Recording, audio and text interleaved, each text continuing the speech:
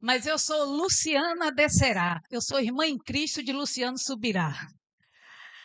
Mas é muito bom estar aqui com vocês hoje. Muito obrigada, Ana. Muito obrigada, Adri, pela oportunidade de estar aqui. Eu não sei nem o que é que eu vou fazer aqui diante do que eu já recebi aqui. A vontade é de dizer, coração silenciosa, volte para o seu quarto e se derrame na presença de Deus, porque tudo começa com isso. Mas, sinceramente, sem lisonja, sem tentar dizer para emocionar, mas realmente Deus está nesse lugar. Literalmente, aqui é um manaim, é um acampamento de anjos, um acampamento onde o Senhor tem se movido. E a gente conseguiu perceber isso desde o momento da nossa chegada. Que esfera maravilhosa. Há uma grande diferença quando é gerado na oração, quando é criado por meio do Espírito Santo de Deus. Louvado seja Deus pela vida de cada uma de vocês. E como já foi dito, uma tecla, não permita que nada roube a sua atenção. Às vezes, um respirar nosso vai a Deus em forma de oração, porque Ele sabe que a gente não tem nem como, obrigado, minha fofa. A gente não sabe, nem tem condições de verbalizar diante de Deus aquilo que se passa no nosso coração. E às vezes em uma sofreguidão de espírito, aquilo sobe diante de Deus, o Senhor aspira como uma oração, como uma intercessão. São gemidos que uma palavra não consegue verdadeiramente revelar e expressar. Mas um gemido que Deus recolhe e Ele sabe o exato momento de responder. Mas nós estamos aqui nesta manhã para frutificar, para dar frutos diante de Deus. E nós fomos chamados com esse propósito. Ana falou aqui nessa manhã, fique à vontade para me chamar de Lu, de Luciana, Luciana cara de banana, do que você quiser. Se sinta à vontade, somos corpo de Cristo, fazemos parte do mesmo reino. Não há grego nem judeu, servo, livre, bárbaro, cita. Paulo vai dizer isso lá na carta aos Gálatas, para dizer que não há acepção, todos nós somos um diante de Deus. Aqui não vale título, aqui não vale condição financeira, aqui vale um coração quebrantado e contrito, e a palavra diz que é um coração quebrantado e contrito, jamais o Senhor desprezará. Mas frutificar em todas as estações, é necessário que a gente pense primeiro nas estações. Nós temos a estação que nós estamos agora chamada de meia estação. Por que meia estação? Porque é uma estação que está transicionando do inverno para o verão. O verão será a estação plena, é onde o sol chega para torrar, é onde a gente vê aqueles coloridos mais exuberantes. E depois deste verão, a gente se depara com uma outra meia estação, que é o outono. É a estação onde as folhas caem. A árvore fica depenada. Perde flores, perde frutos, perde as folhas, mas não perde o essencial, a vitalidade que se encontra na raiz. E é necessário que a gente entenda que, espiritualmente falando, nós passamos por todas essas fases. Não há uma fase única na nossa vida cristã. Eu sei que tem pessoas aqui que têm décadas na fé, tem pessoas aqui que têm anos na fé, tem pessoas que talvez tenham meses, quem sabe até dias na fé. Mas uma coisa é certa, sou eu que estou atrapalhando, está indo para trás por quê? Porque eu não consigo pregar parada. Se for, então tu fica aí, aí eu ando para cá, tu vem para cá, eu ando para cá, tu vem para cá, entendeu? Aí só vai dar a gente junto hoje, amigo seu louco. Mas ninguém aqui manteve a mesma trajetória desde quando começou. Até porque a palavra vai nos dizer, é de fé em fé e é de glória em glória.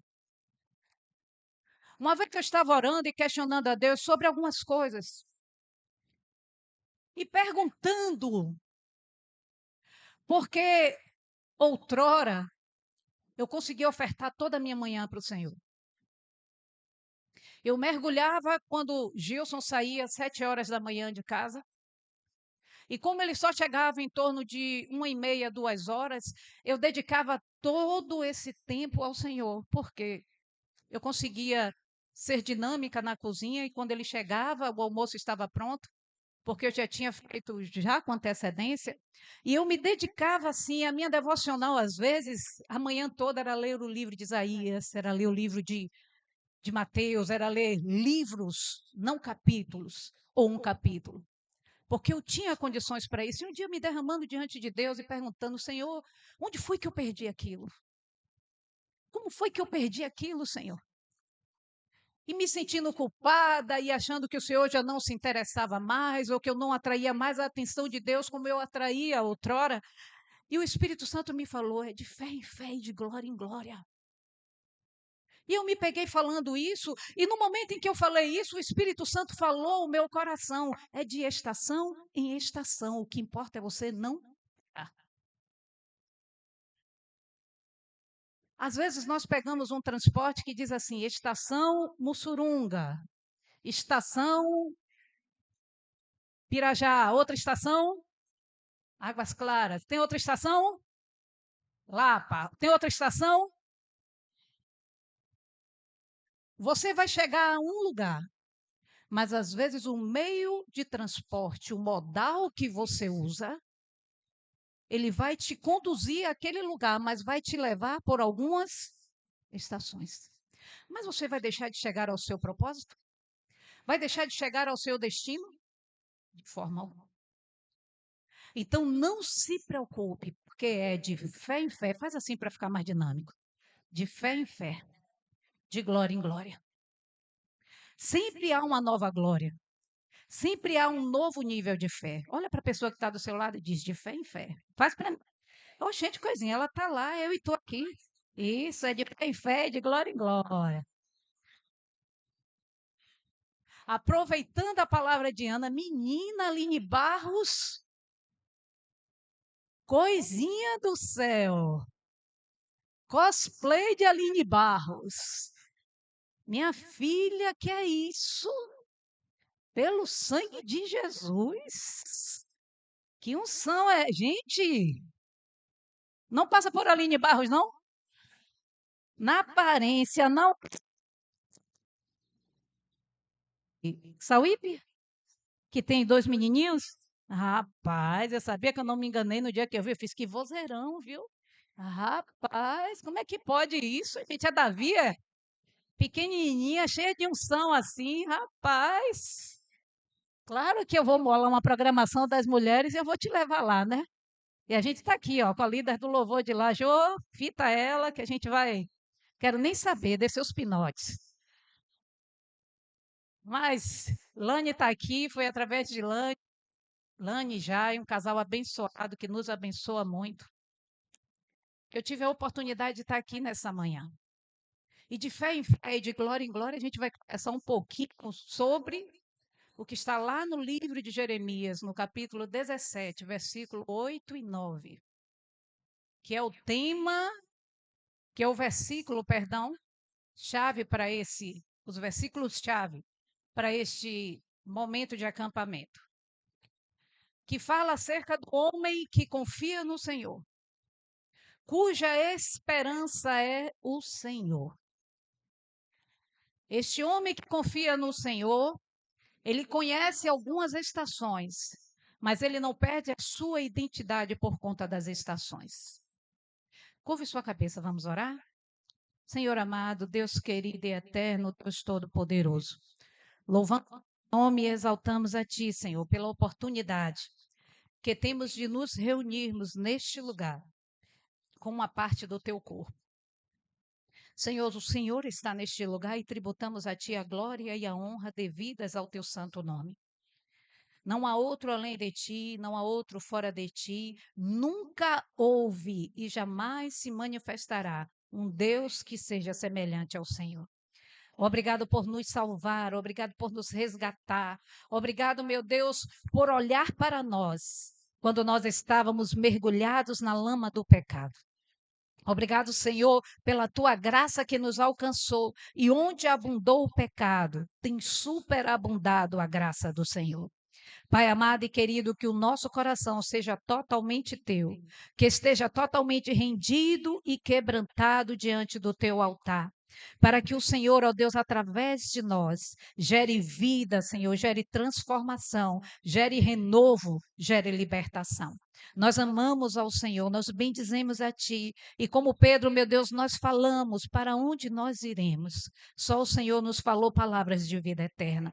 Só o Senhor nos fez entender que há, ó Deus, uma eternidade para vivermos contigo. E só o Senhor providenciou um meio de termos esta eternidade. Louvado e exaltado seja o nome do Senhor. Continua fluindo, continua se revelando. Manifesta o teu poder, meu Deus, de uma forma sobrenatural neste lugar.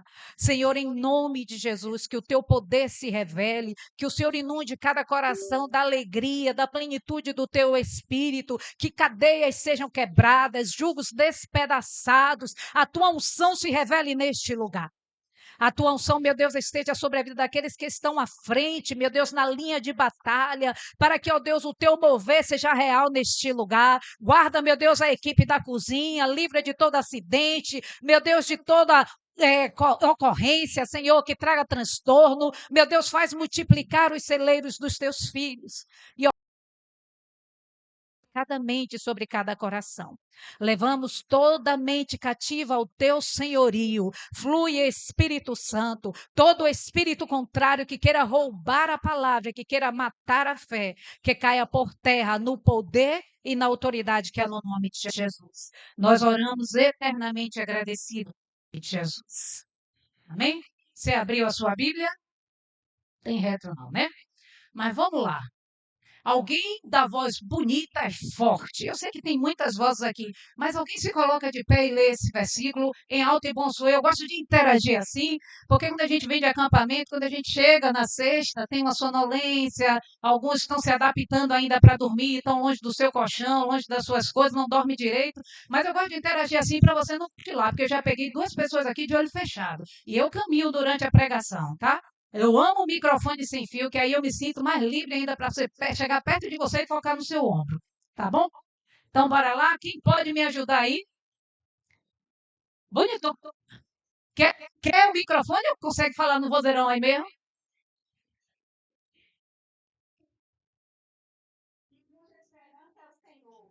Porque ele será como a árvore plantada junto às águas e estende as suas raízes para o rodeio e não receia quando vem calor. Glória a Deus.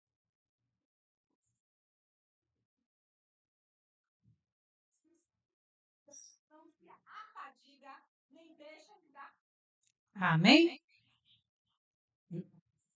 Já está se mostrando. Já está se mostrando. Se amostrante. Eu gosto assim, amostradinho. Mas há uma diferença entre o dia do calor e o ano da sequidão. Há uma grande diferença. E esse texto começa dizendo assim: bem-aventurado o homem cuja esperança é o Senhor. O homem que confia em Deus. Um homem que tem um relacionamento com Deus. Porque é impossível você confiar sem se relacionar. A gente tem visto o estrago que está acontecendo hoje, que está sendo até designado como estelionato emocional.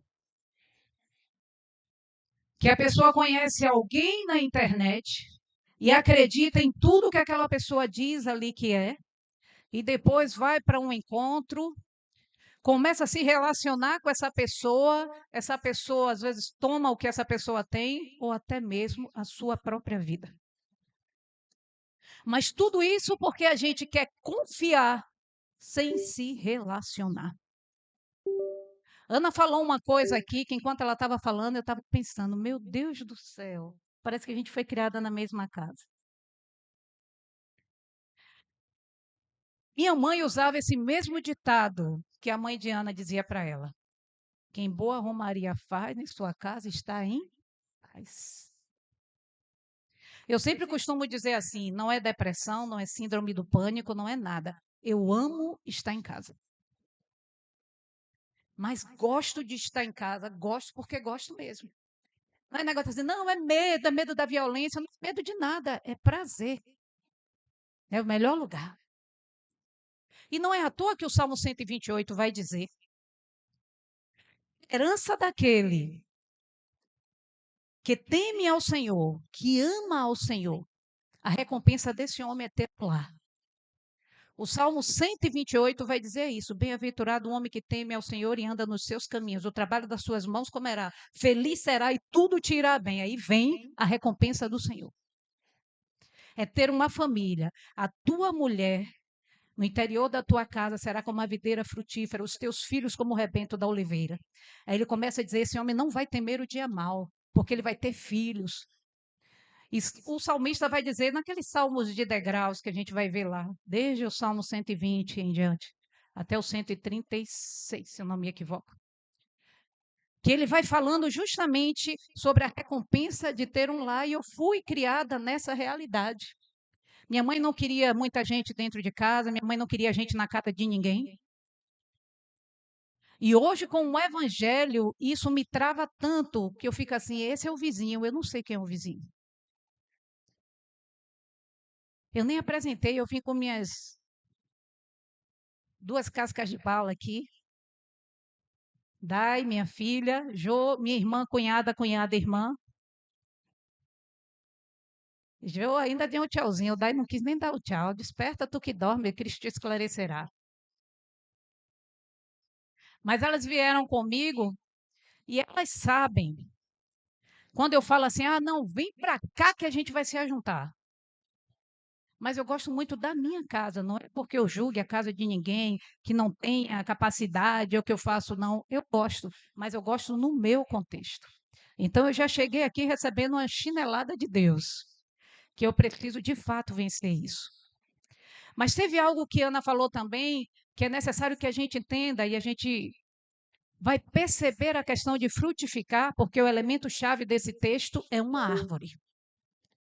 É o que essa árvore faz frente às adversidades e às lutas, mais especificamente nessa manhã, é frutificando na extração da adversidade. Ela disse que a semente, João capítulo 12, versículo 24, a semente caindo, se ela não quebra, se ela decide permanecer como de fato chegou até aquele lugar do chão, da dificuldade, daquele lugar que ninguém quer estar, se ela não decide quebrar, se ela não decide se doar e se abrir para o novo, ela permanece exatamente aonde ela caiu. Mas ela, quando decide romper, quando decide quebrar, ela gera muitos frutos. E você não tem noção de como Deus usa a sua vida como um outdoor do poder dele. Você não tem noção de quantas pessoas se inspiram no seu jeito de ser e de viver, quando você revela a essência da sua vida, que é Deus. Mateus capítulo 13. Não precisa nem abrir. Você não vai ler, eu quero só para a gente nortear. Vai contar a parábola do semeador. Neste capítulo de Mateus, a gente vai ter várias parábolas falando acerca do reino de Deus. E falando acerca do reino de Deus, você está sempre como veículo para que esse reino de Deus seja implantado.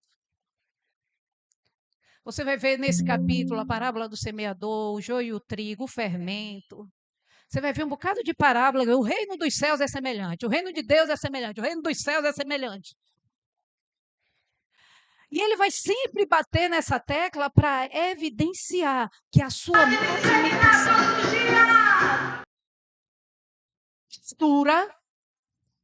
está diretamente relacionada ao crescimento e à expansão do reino de Deus.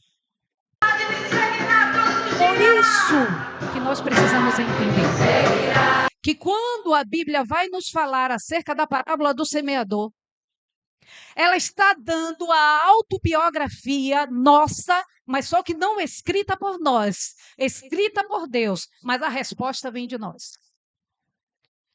Ali nós vimos naquela parábola que é uma mesma semente, tirada de um mesmo bornal, tirada de um mesmo saco, de um mesmo saquetel, mas uma semente. E nós entramos sendo a resposta do nosso coração mediante essa semente. A primeira semente, a gente vai perceber que é aquela que cai à beira do caminho. E diga para a pessoa que está do seu lado, à beira do caminho não é o caminho. Lembra de Chapeuzinho Vermelho? Pela estrada fora eu vou, levando esses doces para. A estrada é longa e o caminho é. E o Satanás já deve estar por perto. Beira do caminho nunca é e nunca foi o caminho. Tem muita gente à beira do caminho. Eu fico olhando que tem gente que gosta de amanhecer o dia cheio de mensagens motivacionais, né?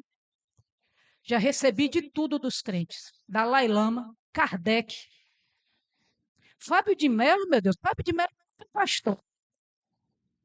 As irmãs chegam no Insta, bota lá a música de Fábio de Mello. Tudo é do Pai. E a gente está acreditando que tudo é caminho. Nananina, não. Nananina, não. A primeira semente caiu à beira do caminho.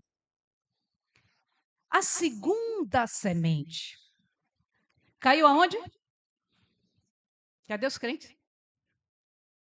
A segunda semente é aquela que cai em meio às pedras. Nasce muito rápido. Já viu uma geração? Tem um bocado de gente. É moda agora ser crente, viu? É moda agora ser crente, ainda mais quando defende os valores da família, ainda mais quando é da direita. Tem um bocado de coisinhas hoje para você estar no status, para você ter muitos likes. É aquela que nasce rápido, mas não tem umidade para permanecer viva. Não consegue gerar vida, não consegue fincar raízes, e essas raízes fazem toda a diferença. Essas raízes é que de fato te mantém de pé e faz com que você venha a tirar do solo tudo aquilo que você necessita para frutificar e permanecer de pé.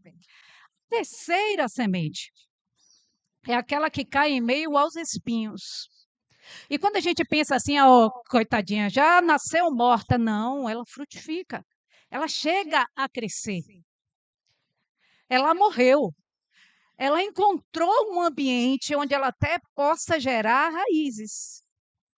Mas só que à medida que ela vai crescendo, os espinhos que estão à sua volta começam a rasgar as suas folhas.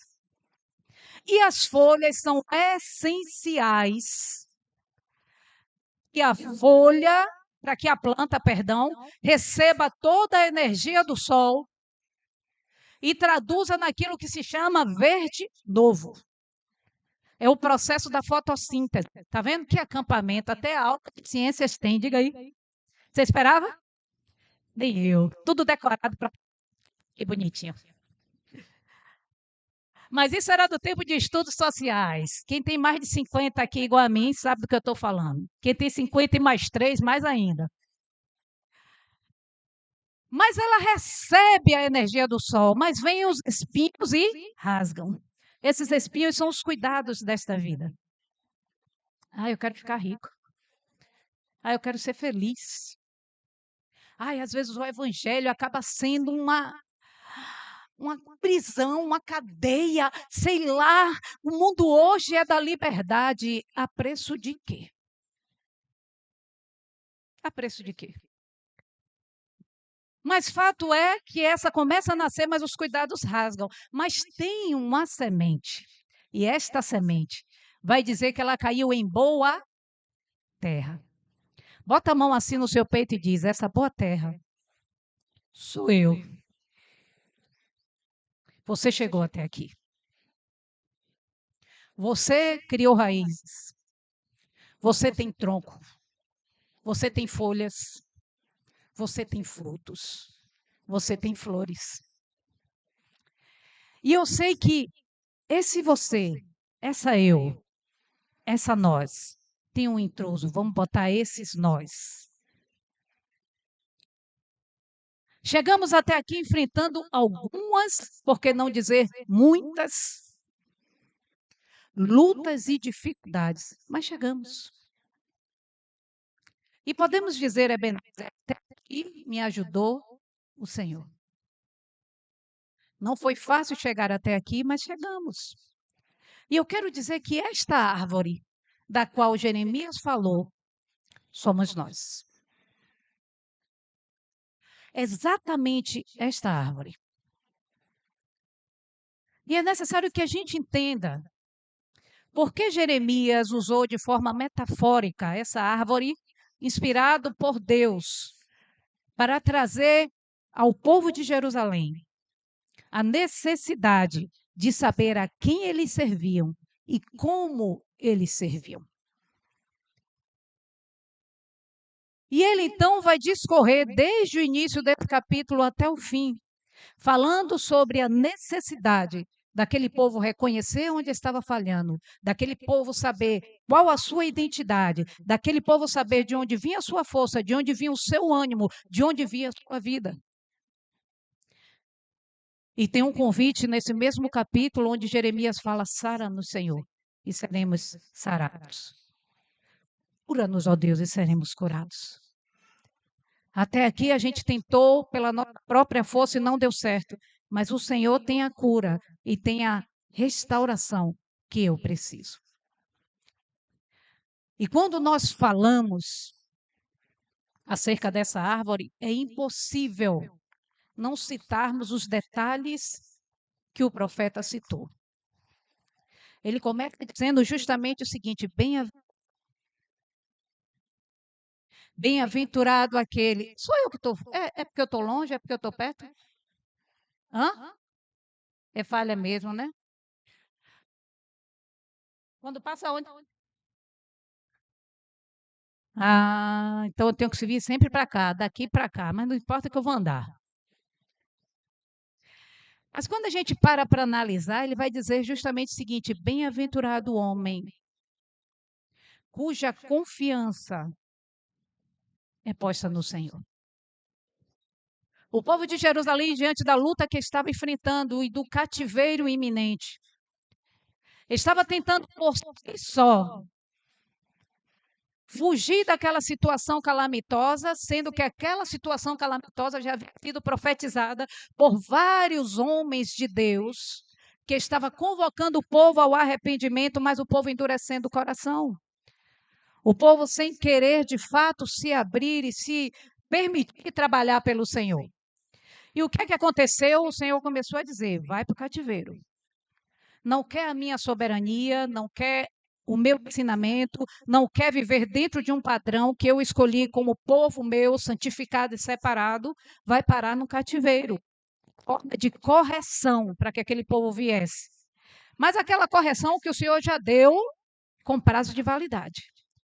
Vocês vão passar 70 anos no cativeiro. Não adianta. Sabe quando a gente vai para o nosso filho e diz o final de semana sem internet, tantos dias sem celular, que tem prazo de validade? Da mesma forma Deus fez com o seu povo. E ele disse: vão passar 70 anos no cativeiro. E o povo começou então, alguns pensaram em se arrepender, mas pensaram em se arrepender criando estratégias próprias para sair de um cativeiro que tinha um propósito pedagógico de ensinar e de trazer aquele povo para a rota. Então, diante daquela situação, o povo tenta resolver as coisas de sua própria forma, tentando buscar ajuda no Egito, tentando fazer alianças com povos vizinhos, achando que eles teriam subsídios em si mesmo para sair daquela situação. Então Deus levanta o profeta Jeremias no meio daquele povo, no meio de Jerusalém, e ele então profere que há uma diferença entre aquele que confia no Senhor, entre aquele que confia no braço de carne. E ele vai discorrer que aquele que mantém a sua confiança no Senhor é semelhante a esta árvore, e esta árvore tem detalhes que nós precisamos nos ater. Primeiramente, esta árvore, ela é plantada de água. Pega na mão da pessoa que está do seu lado e diz: você não veio por força própria. A gente viu aqui Ana falando, e a gente sabe que o processo de polinização se dá por meio do vento, por meio das aves, sementes, e que fazem suas necessidades em algum lugar, e aquela semente consegue nascer a partir de tudo plano da sabedoria de Deus, propósito da sabedoria de Deus. Mas nenhuma semente chega para a gente e diz: já imaginou? Alguma fruta na sua fruteira já disse: anda, me chupa logo, estou sonhando com um chão para nascer de novo. Já comeu alguma fruta e a fruta conversando com você? Corre, coisinha, engole logo. Cuida, criatura, eu estou sonhando em ser uma manga-espada potente no quintal de fulano. Já viu isso? O de Isaías vai dizer: ó tu, a quem tomei dos lugares mais remotos da terra. Ninguém sabia nem quem era você. Nem você sabia quem era você. Estou mentindo? É incrível quando Deus entra em nossas vidas, como Ele faz uma mudança, que a gente se descobre como nunca se descobriu. Você está vendo essa pessoinha aqui? Tudo aquilo que Ana falou, só que mais um pouquinho. Eu ainda era bicho do mato. Tinha vergonha de tudo, tinha vergonha de todo mundo, não queria papo com ninguém. Oh, meu Deus do céu. Quando o Gilson me conheceu, Gilson é o meu bofe. Quando o Gilson me conheceu, 15 anos, ele me levou na Perine há 30 anos atrás. Imagine. Hoje fechou. Só tem 2 unidades, se eu não estou equivocado, em Salvador. Mas a Perine era lugar de ele me levou na Perine. Eu tinha tanta vergonha que ele pegou um sorvete que vinha no abacaxi. Eu vi aquele negócio ali, eu amava sorvete. Aí eu me lembro que eu ficava, né? Não, obrigada, eu não gosto. Ó, eu não tinha Jesus não, viu? Aí eu fiquei, não, eu não quero sorvete derretendo na minha... Eu não quero tomar esse sorvete. Senhor, dá uma dor de barriga, faz alguma coisa, mas eu quero tomar meu sorvete, o sorvete derretendo. Ele, tome, minha filha. Eu fiz, não, eu não estou afim, eu não gosto. Ô desespero. Hoje eu pego o balde, sento dentro do balde, e é uma coisa doida, eu tomando sorvete, o sorvete me tomando. Mas era assim, gente, aquele negócio todo envergonhado, eu não falava nada. A pessoa me lacrava e eu ficava calada. Porque eu tinha vergonha de tudo que você botou. Era assim, Anne, era? Tinha vergonha de tudo. E eu ficava assim, vergonha disso aqui pra você. Quantas vezes eu te chamar pra isso, não? Porque eu tenho de abrir a boca, eu tinha vergonha de estar no meio. Mas desde vez com que eu conhecesse uma Luciana, que nem eu mesmo conhecia. E deixa eu te dizer, as adversidades são não porque ele é um Deus tirano, perverso, cruel, ele tem o prazer, mas é fato. Situação legal nos conforto. Imaginou? De casa, você descobre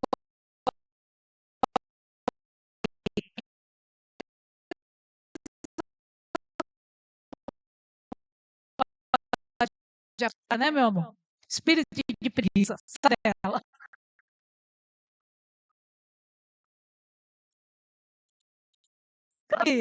É nós.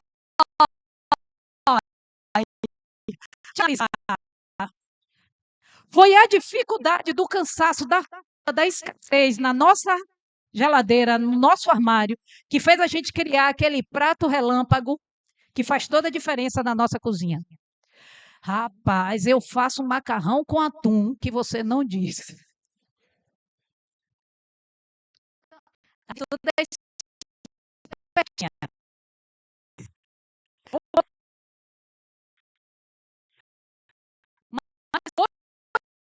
Surgiu fruto de uma necessidade. Eu saí para resolver algo, não consegui resolver. E quando eu cheguei em casa, estava distante de família. E aí eu fiz, meu Deus, o que é que eu vou fazer aqui agora? Aí fui, tinha molho de tomate, tinha creme de leite, tinha lata de atum e tinha o macarrão. Eu fiz, eu já sei, eu ainda vou ostentar. Fui, peguei a lata de atum, dividi, claro, né? Uma parte de molho branco, uma parte de molho vermelho. Fiz o macarrão e ainda na hora de chamar ele para comer, fiz, meu filho, você quer com molho branco ou molho vermelho? Macarrão com atum. Mas este macarrão, quando eu falo de casa hoje, eles suspiram. Mas como foi que esse macarrão apareceu?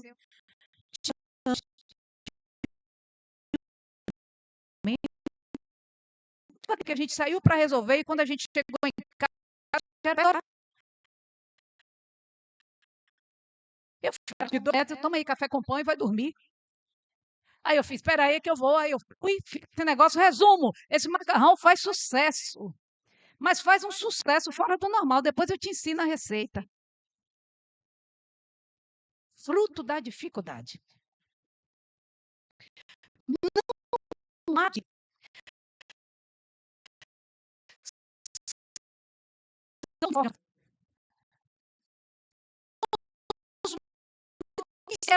bem que é para mal.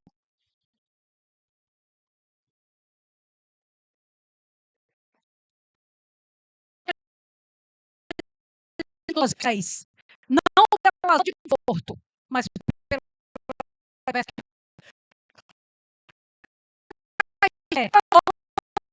de rainha.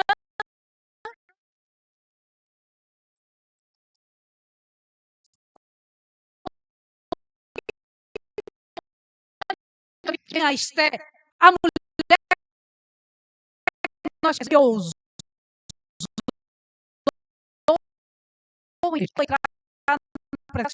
isso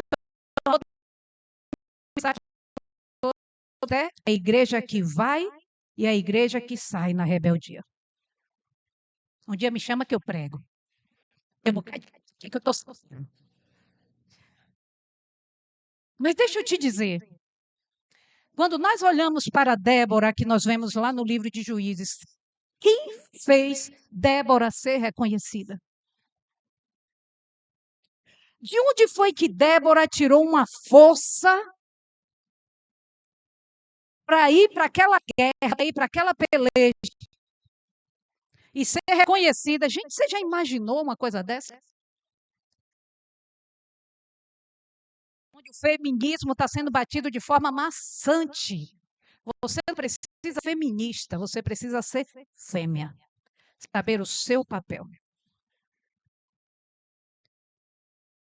Submissão não é ser capaz, mas a submissão é que de fato sustenta a missão. Deus fez e disse: não é bom, só far-lhe-ei uma que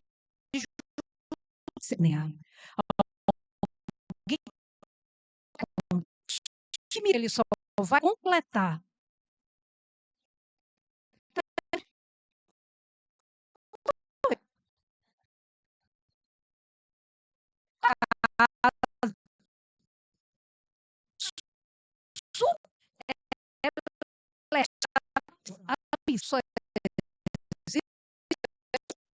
Na CIA para ver colaborador fulano, caixa 7. Colaborador fulano, caixa não sei o quê. Ai, se não fossem os colaboradores.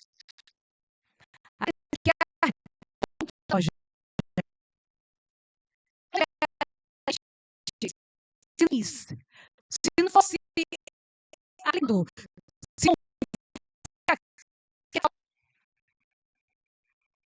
submissão, a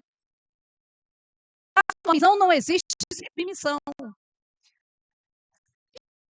Nós foi pleno quando Eva chegou.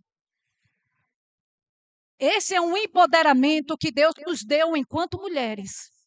Você, quem bem sabe que a casa só anda se nós estivermos dentro. A casa só vai fluir se a gente estiver dentro, gente. Não adianta. Existem homens que dão show à parte, mas são mesmo que tem estratégia, que tem faz isso aqui.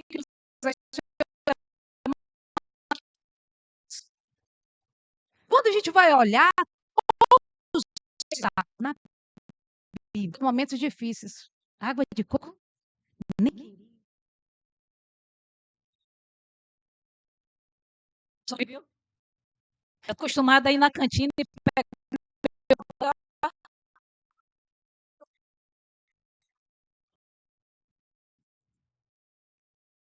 Mas os momentos difíceis que nos deram são os momentos que nos quebram.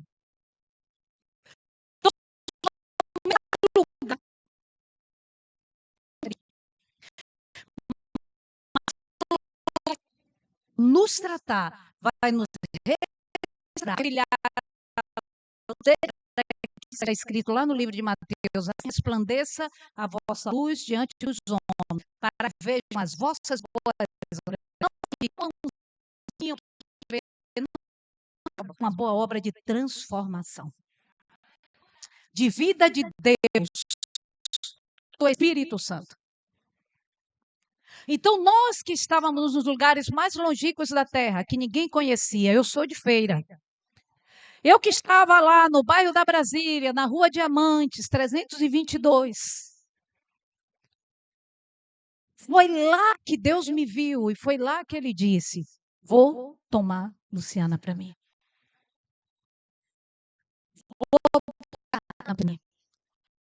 Vou buscar Adriana e dizer o seu.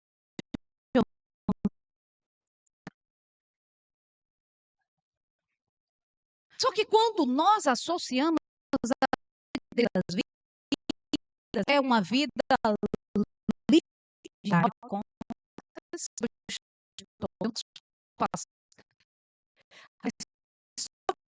só vitória, já conhece? Estão passando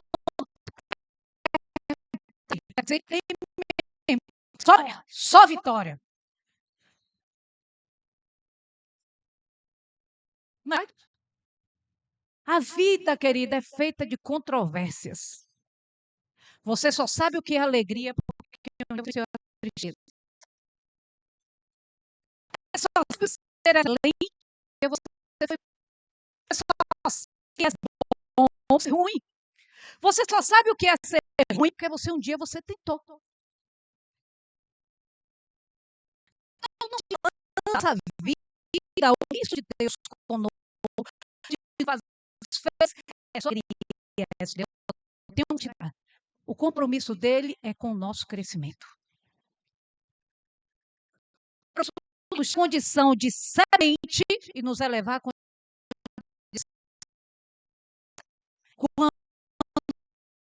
ele pôs o seu DNA, o seu caráter.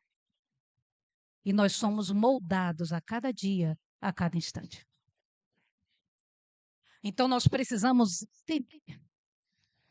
de ser essa planta, plantada não por nós mesmos, não pelos nossos recursos próprios, mas plantados por Deus, junto àquele rio que nós vamos no capítulo 47. Aquele rio caudaloso, aquele rio que não escassez, não tem poluição, não tem açoreira, não tem nada que impeça esse rio.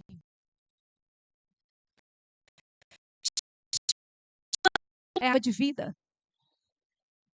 Aline Barros cantou aqui agora de manhã.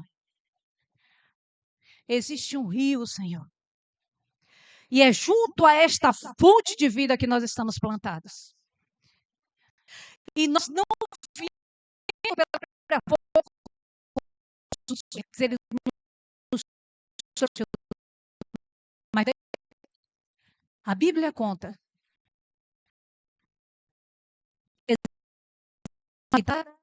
no território de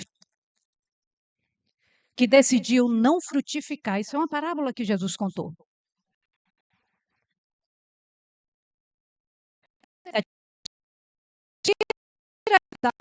Não ficou absolutamente nada. Primeiro, que ela estava plantada em um ambiente que não era dela. Mas o lavrador disse assim para o seu primeiro, deixa eu esteja longe do território dela. Mas deixa eu te dizer, deixa eu tratar com ela. E ela vai frutificar. E ela vai florescer.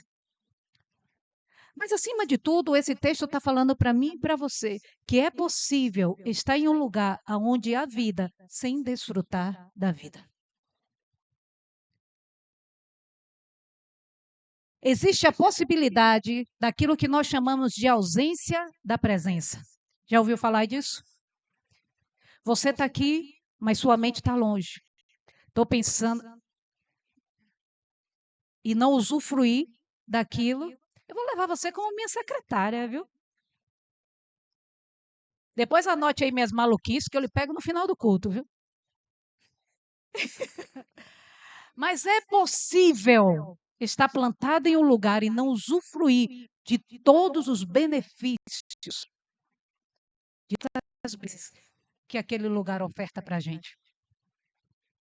Você não tem noção do que essas meninas geraram em oração para que você estivesse aqui. Isa, assim, não, o Senhor te trouxe aqui para te marcar. O Senhor te trouxe aqui para marcar. Beba o que te der aqui. Cada pessoa que ministrar, cada louvor que você for convidado a adorar ao Senhor, faça desse louvor uma oração. E você vai ver que você vai sair aqui marcado pelo Senhor. O lugar do confronto. De nome. O lugar de sair daqui sendo uma pessoa que você não era.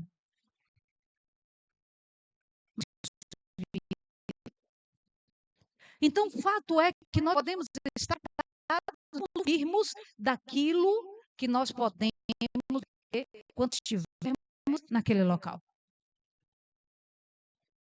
Quer dizer o seguinte, que este homem que como o Senhor já é cansado, ele é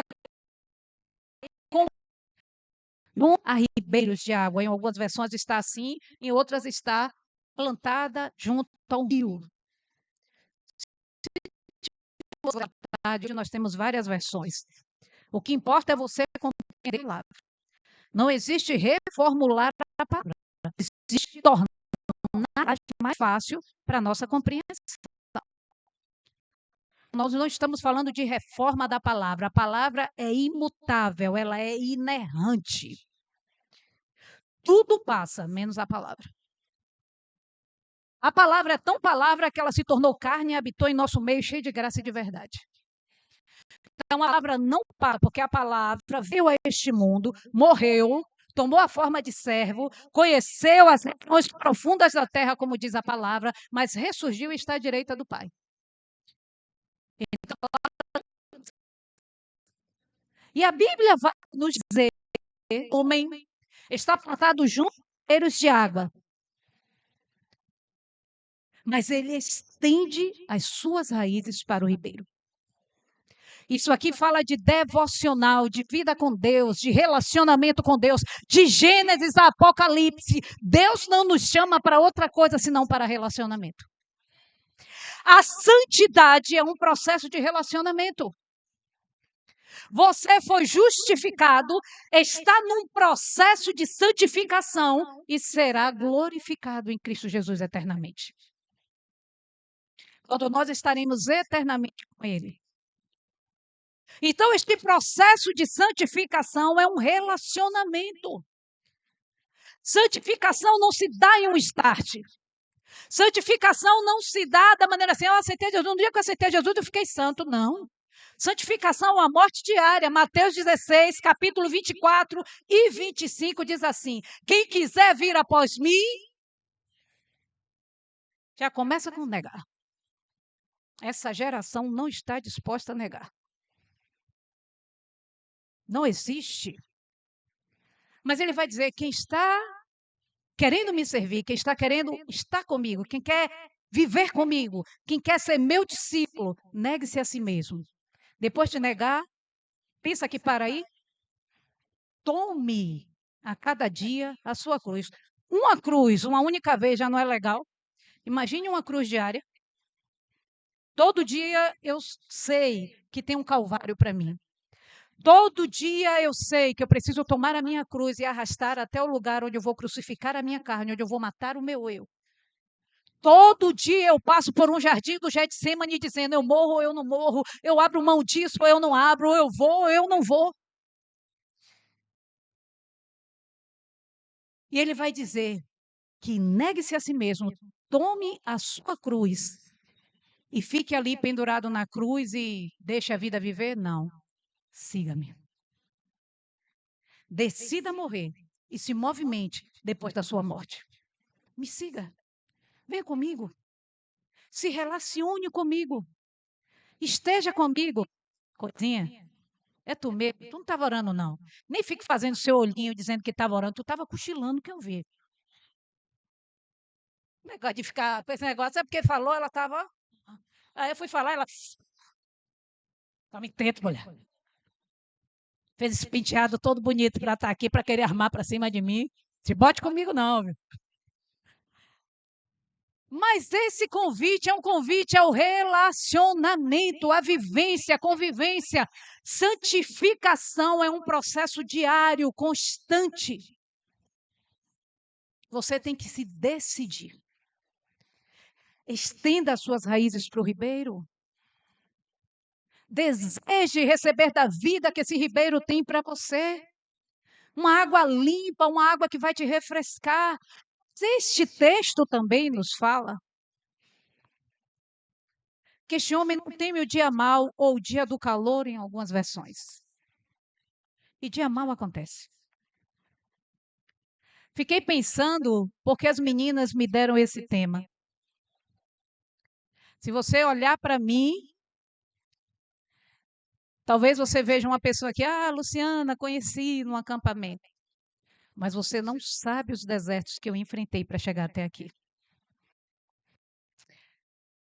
Há 15 anos e 4 dias. Eu passei por uma cirurgia que todas as vezes que eu vou tomar banho, que eu tomo banho, embora não goste dele. Não gosto de banho não, mas tem que tomar, né? Tem que fazer. Há 15 anos e 4 dias, eu passei, há 15 anos não, 15 anos e 15 dias, perdão. Foi no dia 4. 4 de outubro de 2009. Tudo começou com uma dor. Eu tinha amamentado até quase 2 anos. 3 anos, quando tudo começou. Minha filha estava com 3 anos. E aí eu senti uma dor na mama. Dor essa que aí eu fui com aquela sabedoria popular. Eu estou com a dor na mama. Aí minha sogra, que era como uma mãe para mim, falou para mim, minha filha, isso deve ser mastite, porque você amamentou muito. Eu dizia para você não dar tanta mama. Eu disse, não, mas aí, pronto. Faça chá disso. tal coisa. Aí começou a sabedoria popular. Aí as irmãs na igreja, lá a gente abraça muito. Uma marca viva da nossa comunidade é assim, todo mundo que chega a gente abraça. E seja quem for, visitante, pessoa, sei lá quem for, a gente tá, que é natural isso pra gente. E aí, quando eu ia abraçar as irmãs, eu senti uma dor na mama. Eu fiquei, poxa, tá incomodando. Aí eu comecei assim, na base do sacrifício, a abraçar. Mas quando a pessoa me largava, parecia que eu ia morrer de tanta dor. Eu sei que nessa brincadeira foi. Menina, tem até que horas para pregar? Tu me avisa, viu? Que eu sou assim, sou igual aquelas amigas presidiárias. Ficou sabendo da piada das presidiárias? As duas estavam presas, condenadas a 25 anos. As duas receberam a liberdade na mesma época. E aí ela disse assim, quando elas cruzaram o portão da penitenciária, disseram assim, menina, quando chegar em casa eu ligo para você para a gente terminar aquela nossa conversa, 25 anos na mesma cela. Terminar a conversa, né? Já imaginou? E eu também, aí tem uma outra piada, né? A piada já é do outro lado, que é aquela negócio assim, né? Dois homossexuais não sabiam nadar, que já, né, como são as coisas. Aí eles estavam lá em alto mar, o navio afundou, socorro, a gente não sabe nadar, socorro, a gente não sabe nadar. Quando se menos espera, correndo, chamando bombeiro, pedindo socorro, aí chegam os dois na beira da praia e dizem assim, como vocês chegaram até aqui? Nem a gente sabe, a gente só veio conversando.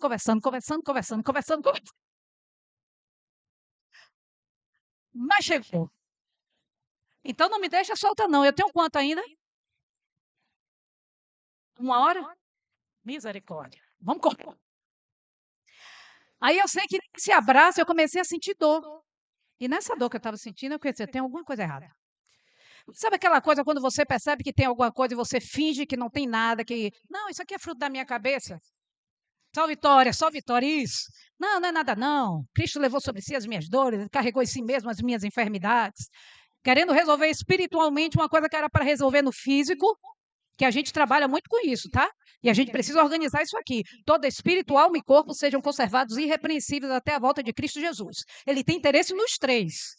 Então não fique pensando que é uma coisa que acontece assim, não, ele tem interesse nisso, mas não tem interesse naquilo, ele tem interesse em tudo. Ele precisa da sua saúde para você ser útil no reino, ele precisa que você tenha saúde emocional para você ser instrumento, e ele precisa que você seja alguém cheio de Deus para levar a mensagem do Evangelho. E aí eu comecei a. Eu sei que nessa brincadeira, um dia, no veraneio, isso começou em setembro. Quando foi no veraneio, eu fui vestir o maiô e já não deu na minha mama. Eu fiquei, tem alguma coisa errada. A camisa do final do ano, do Réveillon, que a gente faz camisa, já não ficou legal em mim. Eu senti que ficou uma saliência. Eu comecei a ver aquilo, eu disse, vou procurar o médico mesmo. Fui à médica, uma médica muito inconsequente, também veio com relatório de que era um e que eu ia fazer um procedimento, mas eu tinha que tomar muitos antibióticos. Tomei tanto tipo de antibiótico que meu cabelo caiu aqui na frente. Nunca mais nasceu, só Deus, viu? Mas o que importa é que eu tenho cabelo, né? Diz que tá bonitinho. Diz que tá bonitinho, gente. Oh, não, vocês acharam? Obrigado, minha fofa. Eu vou te levar, viu? Te digo nada. Hein? Oxe, isso, se preocupe não, tu vai comer de manhã, de tarde e de noite. Mas aí pronto, começou esse processo. Aí eu tomei esse remédio, o cabelo caiu. Não. Quando eu cheguei lá, eu fiz, rapaz, eu vou procurar uma outra mastologista. Quando eu cheguei na mastologista, nem preciso dizer para você, né? Ministério Ribanceira, só ladeira abaixo. Quando ela me viu, ela disse assim, aí ela me olhou, eu fiquei, meu Deus, será que eu sou uma mulher maravilha? Ela está vendo algo em mim? E aí ela olhou, aí, um momento, por favor, chamou a colega. Quando chamou a colega, aí, meu irmão, eu nem sei por onde eu dou minha alma, não sei se foi em Marte. Eu sei que quando ela voltou, a colega olhou esse aspecto da pele, essa temperatura, esse mamilo assim. Aí a colega saiu, ela ficou, ela chegou e fez: Olha, eu tenho uma coisa para lhe falar. Eu fiz: Fale. Isso que você tem é um carcinoma inflamatório. Você vai ter que fazer quimioterapia e radioterapia em caráter de urgência. E eu não sei se vai dar para fazer alguma coisa por você. Com uma filha de 3 anos. Eu ouvi esse diagnóstico. E quando ela falou isso, o meu plano de saúde ainda não cobria a cirurgia. E ela fez assim: eu vou lhe dar uma carta, aí fez um relatório para mim. Paciente com carcinoma inflamatório, estado avançadíssimo, precisa passar por quimioterapia e radioterapia em caráter de urgência, tal, tal, tal, tal, tal. Aí lá fui eu, para o Irmã Dulce, em busca de atendimento. Fui para o Ananeri, do Ananeri não tinha, eu fui para o Irmã Dulce, porque meu plano de saúde ainda não cobria, aí começou a Via Cruz. E nessa brincadeira, a minha mama crescia sem parar. Eu dormia com um tamanho de mama e acordava com outro tamanho de mama. E aquilo foi crescendo e trazendo desconforto, já não tinha mais roupa que desse em mim, já não tinha mais sutiã que desse em mim. E aquela mama foi crescendo, foi crescendo, foi crescendo. E nessa brincadeira, queridos, essa minha mama direita passou a pesar 10 quilos. Misericórdia mesmo. Ou seja, esta minha mama, ela batia aqui. Sabe uma barriga de gravidez? A minha mama batia aqui. Quando eu sentava, a minha mama ocupava metade da minha coxa. E começaram as especulações. Que eu não sei se você sabe, mas você já viu, tem muito médico que quer tratar a doença, não é o paciente. Tem muita gente que está interessada em fazer o seu nome na história, dizendo, eu descobri tal coisa, eu descobri tal gene, eu descobri tal aquilo, aquilo outro. E aí começaram as especulações. Não, a gente vai fazer isso. Não, a gente vai ver. Eu fiz várias biópsias de tudo que você puder imaginar. Deite assim. E de toda a parte que você puder imaginar, a biópsia que fizeram em mim, eu levei 8 pontos. Porque ele disse, eu fui até perto da sua costela. Porque eu precisava saber o que é que tinha aí. E quando os médicos pegavam o relatório, e Deus seja louvado por isso, porque Deus deu a ciência, e aquilo que me disseram, Deus me fez passar por 2 biópsias, e todas as biópsias deram negativo para carcinoma. Todas as biópsias. Que eu precisei.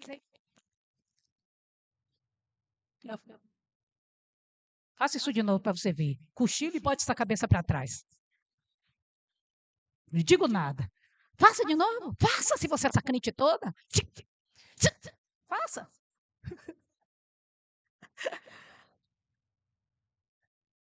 Mas eu precisei retirar minhas 2 mamas. Ou seja, isso que você vê aqui são 2 próteses. Como a minha mama cresceu demais, né? Ela tomou a cicatriz que eu carrego é daqui aqui. Eu não sinto essa minha lateral, porque eu entrei na sala de cirurgia 8 horas da manhã e saí às 17 horas da tarde. Fiquei na UTI alguns dias, porque descobriram que também tinha uma aparência de nódulo no meu pulmão, e só me investigando, e só querendo que eu reconhecesse e aceitasse que eu tinha um câncer. Inclusive, a médica que fez a minha mastectomia, ela disse assim, olha, Lu, a gente descobriu uma lesão e a gente acha que é o câncer que está disfarçado no pulmão. Eu fiz, que disfarce nenhum, o sangue de Jesus tem poder. Mas deixa eu te dizer, eu não sei de onde veio a força, eu não sei como se processou e até hoje eu fico a pensar. Naquele lugar onde eu estava, naquela clínica, ali, acho que é Alexander Fleming, ali no... Garibaldi, isso. Eu estava no consultório daquela médica, quando ela me disse isso. E quando aí estava eu e Gilson, meu parceiro, e quando eu saí de lá, eu fiz assim, eu não vou sair daqui assim. Meu filho, espera aí, fui no banheiro, mas eu não sei aonde eu achei aquela força. Mas eu olhei para o banheiro, eu olhei para o espelho, tomei uma postura, olhei para o espelho, eu disse, isso não vai ficar assim em nome de Jesus. aceito. E eu disse, saí da frente do espelho, que aí o papo já não era mais comigo, e eu disse assim: Satanás, se você está pensando que eu vou receber o seu decreto e me apropriar desse decreto, você está enganado. Eu repreendo esta palavra, eu paro este mal, em nome de Jesus. E eu vou voltar aqui para mostrar a essa médica quem é o meu Deus. Ouve o que eu estou falando. Saí do banheiro e fechei a porta. E ele fez: Você foi fazer o quê, minha filha? Achando que eu fui chorar? Não, fui chorar não, meu filho. Eu fui dizer que eu vou voltar aqui com decreto de vitória para a minha vida. E aí começou. Isso foi em abril. Eu passei de abril até outubro, pendendo de um médico para o outro, de biópsia para biópsia, e a mama crescendo, já não tinha mais pele para crescer, para rasgar, e eu tive que ficar à base de tileques.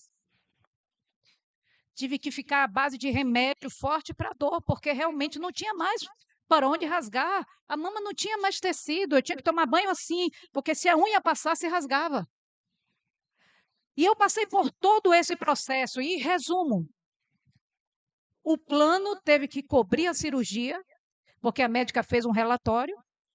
Mas só que o plano para cobrir a cirurgia disse que eu tinha que passar pela perita do plano de saúde, que era medial na época, para que a perita realmente se era nessa cirurgia. Deus é Deus no céu e na terra, não é verdade? Quem era a perita do plano? A mesma médica que havia me dado.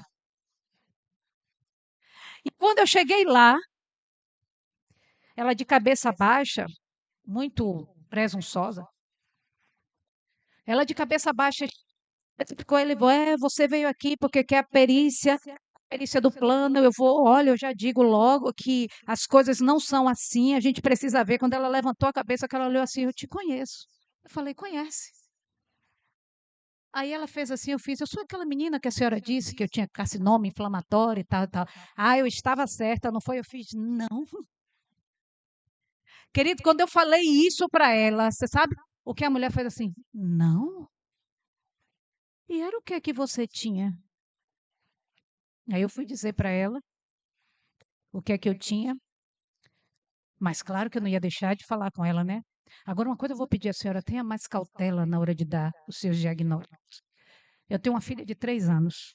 A senhora não sabe o nó que a senhora fez na minha vida naquele dia. Quando eu falei para a senhora sem uma biópsia, e a senhora disse: eu sei do que eu estou falando, eu já fui presidente da Associação Baiana de Mastologia, então eu sei dos casos. Eu fiz: a senhora tenha mais cautela. Mas essa mulher: ô minha filha, me perdoe. Ô minha filha, olha isso que eu falei para o seu bem, não foi para o seu mal e tal, e tal, e tal. Segui minha vida. E aqui estou eu, 15 dias, para mostrar para você que não sou mais máscula do que ninguém, nem sou mais fêmea de quem quer que seja. Eu quero só dizer para você que na relação do dia mal, nós precisamos saber quem é quem. Tem uma relação na matemática que é chamada de contém e está contido. Contém é usado do conjunto para o elemento. Contido é usado do elemento para o conjunto. Ou seja, quem tem a carta na manga?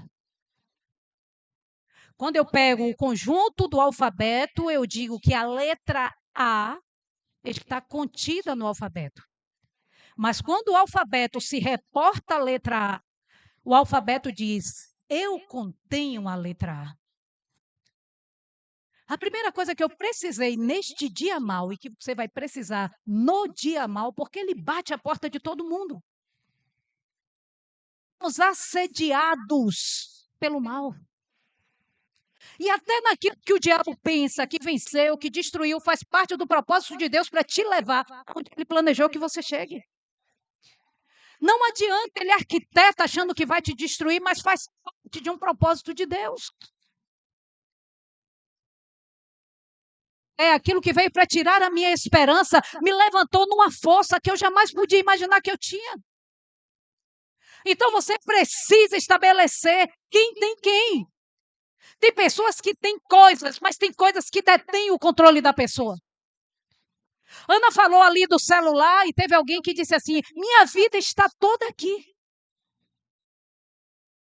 Não é você que tem mais o celular, é o celular que te tem. Tem pessoas que sofrem, que entram num estado de agonia, porque perdem determinadas coisas. Eu me lembro de um momento, de um dia mau, mais precisamente na Covid. Maio fez 3 anos. Eu gosto muito de data. Meu marido diz assim: você grava a data de tudo. Eu fiz, claro, são marcos de experiências com Deus. Gilson foi internado com a forma mais severa da Covid. Isso não foi para UTI. Naquela época de maio, que muita gente morreu, inclusive minha irmã, que era uma alma gêmea minha. Pense aí, minha irmã morreu no domingo. Na segunda, eu estava buscando atendimento para o meu marido, que já estava respirando o cachorrinho. Eu perdi minha irmã no auge daquela curva da Covid, que matou muita gente em maio de 2021. E foi, eu nem tive o direito de ver minha irmã, eu nem tive direito. Eu nem pude chorar.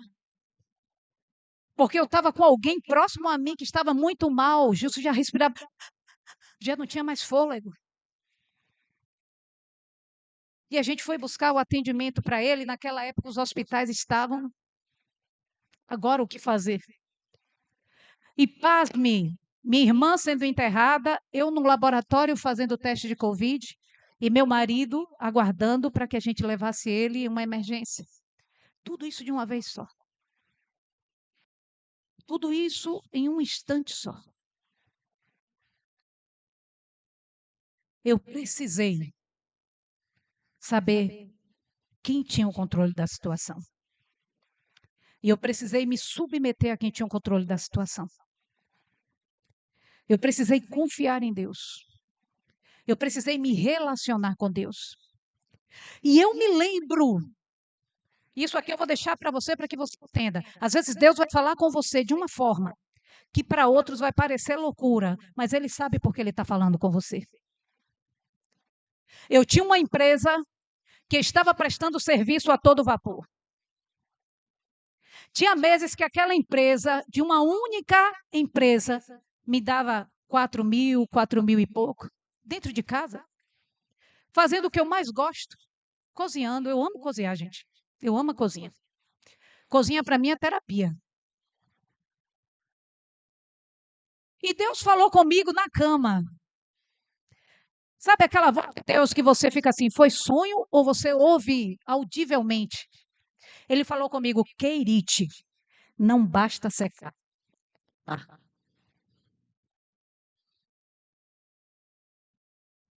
Bíblia vai dizer de Keirite, o ribeiro, para onde ele ia, quando o Senhor fez ele fugir.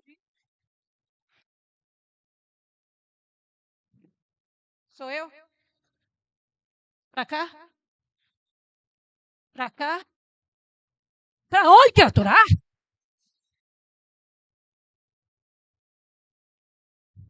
Keirite, não basta secar, tem que acabar. Eu ouvi nitidamente essa voz. E gerou ainda mais a minha alma, sabe por quê? Porque ele tinha dito dias antes para mim, agradou a Deus Moelo.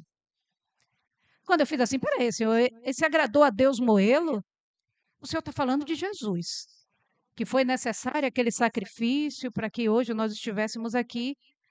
Aí você sabe quando você abstém e diz assim, não, isso aí é Deus falando comigo para eu lembrar do sacrifício de Cristo. Obrigado, Senhor, pelo sacrifício de Cristo. Na mesma hora, o Espírito Santo falou comigo.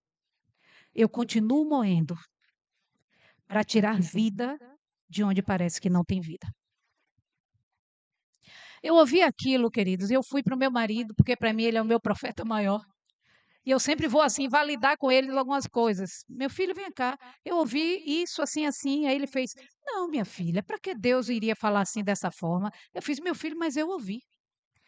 Minha filha, mas eu acho que não. Às vezes, você viu que o diabo foi tentar Jesus usando a palavra. Eu fiz, não, meu filho, mas eu ouvi. Aí fiquei com aquilo no coração. Ele ficava, meu Deus do céu, de onde será que vem moedura? De onde será que vem? Fiquei naquela coisa. Mas no dia que eu internei ele, que eu deixei ele na madrugada no hospital, que eu fui para casa, eu nem dormi. Mas no momento que eu cochilei de manhã, o Espírito Santo falou audivelmente ao meu ouvido: Querite, não basta secar, tem que acabar.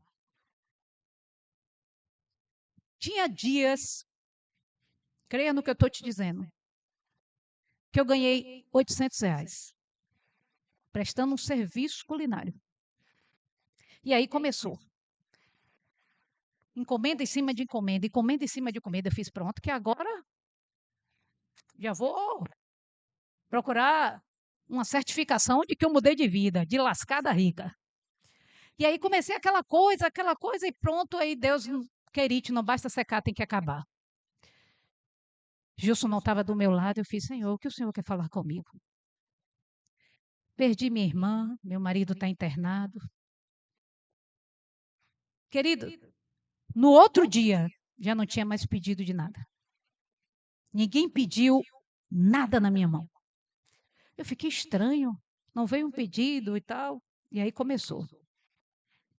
Aí veio uma pessoa que trabalhava na empresa e disse: Olha, a partir de agora, encerrou, viu? Chegou alguém novo que não vai mais pedir nada. Querite, não basta secar, tem que acabar. Quantas vezes tinha programação na igreja, ou eu fui convidada para estar em algum lugar, e por causa desse queirite que me prendia, eu dizia, eu não posso, porque eu tenho um contrato com uma empresa e eu preciso prestar. Depois eu faço. Se der outro dia, de uma próxima vez. E Deus me preparou dizendo, não basta secar o queirite, porque quando o queirite secou de Elias, Deus disse, levante, que eu já ordenei uma viúva que cuide de você.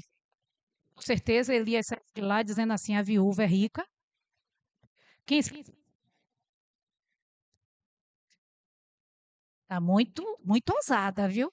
Fica os seus gestinhos para mim. E ela disse, e eu fiz, e ele com certeza pensou, quem sabe pode até rolar um casamento. Quem sabe agora eu achei um lugar de pousar, não volto mais para Jerusalém, para Israel, perdão. Não tem mais como falar com Acabe, nem com Jezabel, nem ver profetas de Baal, vou ficar por aqui. Só que quando Elias chega, Elias encontra uma viúva catando um cavaco. Porque não tinha nada. Pobre de Maré. Não tinha nada. E é dose quando a gente espera. Que vem diferente daquilo que a gente espera. Não é fácil de lidar com isso. É fácil? Eu estou pedindo tanto e o Senhor vem me dar outra resposta. Eu queria exatamente do meu jeito.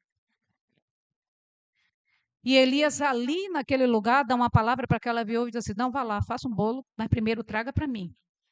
E eu garanto para você que no cuidado que você tiver comigo, em outras palavras, o azeite não vai faltar na botija, nem a farinha na panela. Ele foi em busca de uma resposta, mas ele era a resposta para aquela mulher. E às vezes na nossa vida é assim. Você está em busca de uma resposta e você é a resposta. Você é a sua própria resposta. E quando isso começou a acontecer, eu disse, Senhor, eu entendi. O querido fechou. Não acabou, não secou. Tem que acabar. E dito e feito. Fui perdendo tudo. Era aposentada, caçaram minha aposentadoria.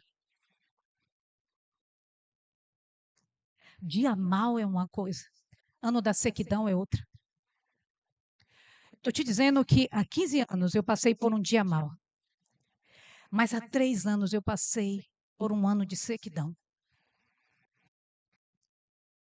Queridos, se a minha irmã, que morreu na Covid, hoje era aniversário dela, eu fiz, Senhor, o Senhor faz cada uma com a gente. Me chamou para pegar no dia 19, porque não me deixou no dia 20. Porque esse dia, para mim, é dia de lembrar de alguém que, para mim, tinha uma importância fora do normal. Você sabe aquela irmã que a gente cresceu junto? Se a sandália de uma quebrava, a gente tirava a sandália para ficar descalça junto, porque a gente era pobre. Na essência da palavra.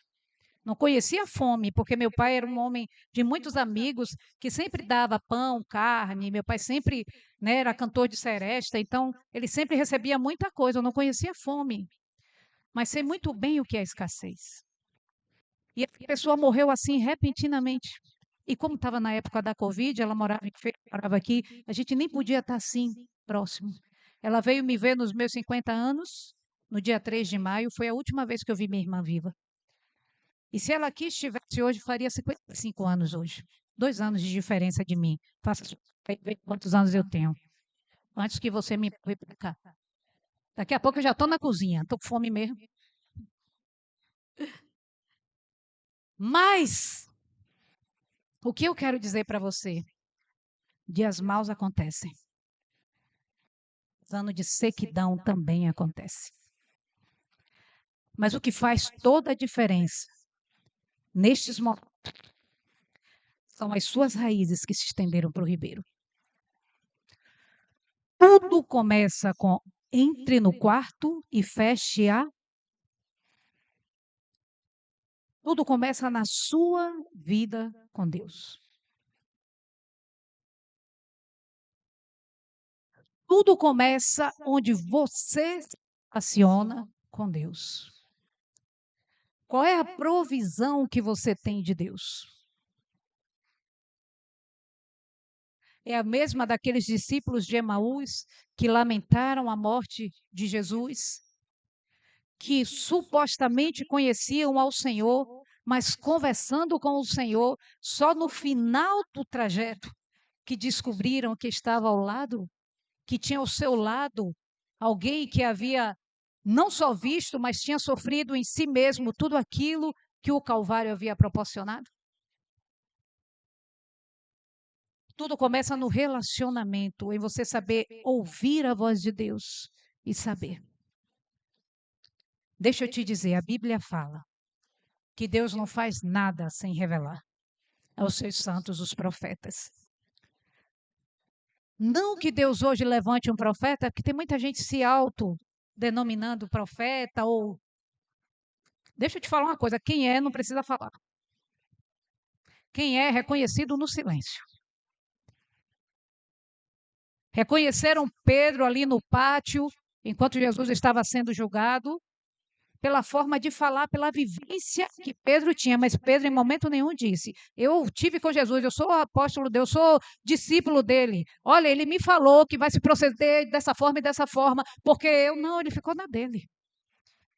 E depois, quando Pedro é confrontado por aqueles sumos sacerdotes e por toda a guarda, ele diz assim, eu não vou deixar de falar daquilo que eu tenho visto e que tenho ouvido. Mas Pedro não fala, quem vocês pensam que eu sou? Eu sou apóstolo. Citou, ele foi atrás de mim, ele me imbuiu de autoridade. Estou aqui e o microfone está parando. Sei não, viu? Mas aí o que acontece? Quem é não precisa falar.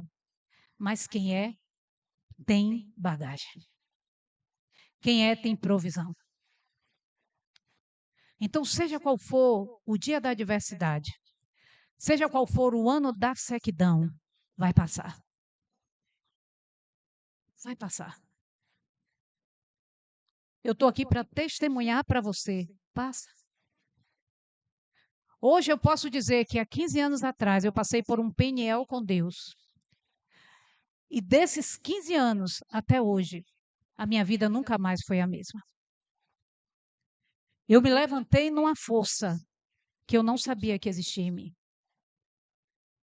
E essa adversidade, esse ano da sequidão, tem este propósito de empurrar você para o lugar aonde Ele preparou para você. Os nossos planos se frustram, os planos de Deus não. Tudo que Ele estabeleceu, Ele tem o poder de levar a bom termo. Agora, Ele é tão Deus, é tão soberano e é tão poderoso, que Ele tem o poder de pegar os meus sonhos, os seus sonhos e encaixar nos sonhos dEle. Livro de Jeremias, capítulo 29. O Senhor vai dizer, eu que sei os pensamentos que eu tenho ao seu respeito. Não são pensamentos que falam de você. Influenciado pelo que falam de você. Eu não sou influenciado pelo que você mesmo fala ao seu respeito. Porque os pensamentos que eu tenho ao seu respeito são pensamentos de paz e não de mal. Ou de bem e não de mal. O meu desejo é dar a você o fim que você deseja. Mas para que isso aconteça, ele diz, e vocês então passarão a orar a mim, e eu os ouvirei. E buscar-me-eis, e me encontrareis, quando me buscardes de todo o vosso coração. A adversidade tem um propósito, te revelar quem é Deus e quem é você em Deus. Salmo 50, versículo 15. Invoca-me no dia da angústia. Eu te livrarei e tu me glorificarás. Isso fala de relacionamento. Me busque. Na sua calamidade, no seu momento difícil. Ele nos disse no Salmo 23, bondade e misericórdia me seguirão todos os dias da minha vida. E eu habitarei na casa do Senhor para sempre. Há um cálice na sua mão, colocado pelo Senhor, que Ele está disposto a fazer transbordar diante do inimigo que tem te afrontado. Diante daquilo que veio com o propósito de te destruir. O Senhor tem uma mesa farta, uma mesa preparada para você. E Ele vai ungir a sua cabeça com óleo e vai fazer o seu cálice transbordar. Isso aqui não é emocionalismo. Isso aqui é uma palavra profética para a sua vida. O seu cálice vai transbordar. No meio da sua dificuldade. No meio do movimento que o Senhor fez na sua vida. Porque Ele sabe o exato momento de águas tranquilas. Ele sabe o exato momento de pastos verdejantes. Ele tem o poder de refrigerar a sua alma. No calor da sua dificuldade, no calor da adversidade, Ele tem o poder de refrigerar a sua alma. Confie em Deus. O apóstolo Paulo vai dizer, ó profundidade das riquezas, tanto da sabedoria, quanto do conhecimento de Deus. Ele sabe da sua causa e Ele sabe aonde vai. Ele nunca perdeu o controle. Não seria na sua vez que ela haveria de perder. Mantenha os seus olhos fitos no Senhor. Bem-aventurado é você, porque a sua confiança está em Deus. Bem-aventurado é você, porque a sua esperança está no Senhor.